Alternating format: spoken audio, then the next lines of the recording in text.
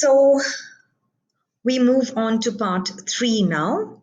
And now we can see that Pahom is in the landowner's shoes and he starts facing the exact same problems which landowners face all the time. So now, as a landowner, he is worried about the stray animals, the stray horses, the stray cows that stray into his property, which are owned by peasants and the herdsmen who cannot afford to own land of their own. Just like once his cows and horses had strayed into the ladies' lands. So Pahom overlooks for some time, but then he decides enough is enough. He's had enough, and he gets into regular court brawls. As in, he keeps slapping fines on the peasants who own those animals which stray into his farm, and 3 or 4 times he makes them pay heavy fines. As a result of it, there's bad blood between him and the peasants because the peasants know that he was one of them.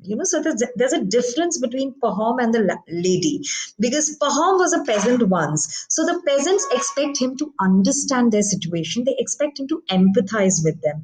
Instead, what they see is that Pahom has crossed over to the other side and he's behaving exactly like landed gentry.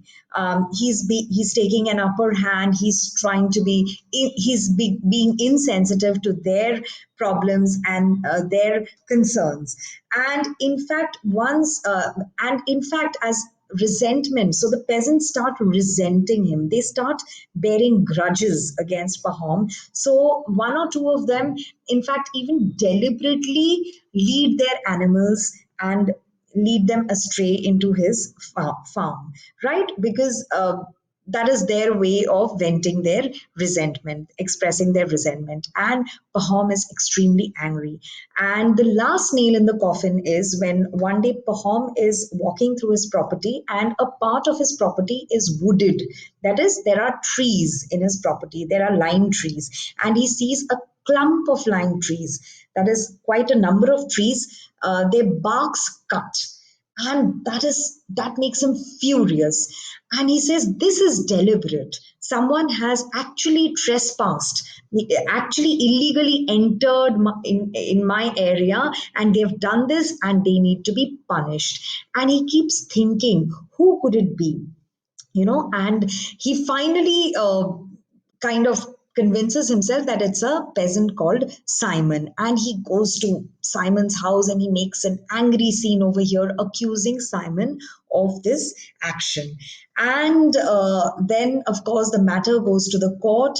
And because there is no evidence, Simon is set free. But there's more bad blood, right? And Pahom now ends up, because the case went against him. Pahom ends up fighting with the judges and the villagers, and very soon everyone bears a grudge or a resentment against Pahom. And as a result of this, his position in the community goes from bad to worse. So he's not a light. He becomes very unpopular. He's not a well liked person at all, right? So his condition becomes very difficult and he starts wondering what he should be doing now, right? Because although he has land, he's rich now, he's very unpopular and he's disliked universally, right? So, in fact, and that is when Pahom has a visitor. So one day, as Pahom is sitting at home, um, a peasant passing through the village visits him, and he stays overnight, and the two have a conversation, they have a chat, and the peasant tells him that in fact there is some property in some far off place where the land is so good that it yields double the amount of harvest that is possible in this land, right? And Pahom's heart is filled with hope because already he has lost his goodwill in his commune.